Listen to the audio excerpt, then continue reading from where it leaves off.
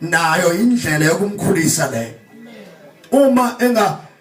engayamukela into esisho sithi ungacabanga ukuthi upastor la Satan ephume bale kuyobe kusho ukuthi akusilona ugcobo kaNkulunkulu makugcobo likaNkulunkulu ahlale asuke la zawuhlala emuva kodwa ngeke azaphume ngoba ugcotshwe uNkulunkulu sesifuna manje abazovuswa abagcotshwa uNkulunkulu abangagcotshwa abantu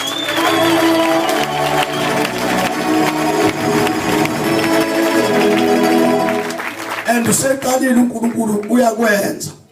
kodwa befundisi ningababizi nina ababizwe futhi nangaphandle mabethi mfundisi malinga ungene kuleyo mawufika etendeni lakhe nje bizwa ngopastor hlala phansi ngoba sizoya ematendeni nawo and amatende njengoba ekhona nje akhona nabona sibanikeni bagijima emvuselelweni yonke into abayidingayo abanikwe bahamba emvuselelweni sofike sihlale emvuselelweni mina ke nje ngifike ngihlalele emuva yibona abacela ukuthi anizohlala phambili laba abashumela emvuselelweni kahle kahle angithandi ngoba ngisuke ngifuna abakhululeke ashumele ngamandla abeka abantu izandla uyabo banamandla manje bakhomba idemon bathe idemon izogoba la funa bakusho uhleli lapha emva ungake ungene mina ngisanga ukuthi bangithi angithandaza ngoba mebathi bangithandazisa ngabe ngathi manje imfihlakalo le kubona izovele yehle sebesaba ukuthi khona mina akuthandi lokho funa nje basebenze manje njengoba sihamba nje bazalwane ziyobuya manje shumala ngisho hloni serious nangu nje umvangeli uyashuma umvangeli lapha ngaphandle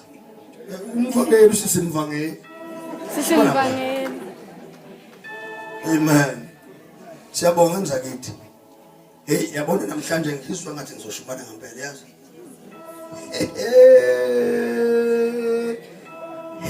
kwebabo uyazi ngathi uSathane ngiyambona ethi kodwa ungayi ngapha ngizowakhona ushumana ngempela nje khona ishumana ngifuna ukuyishumana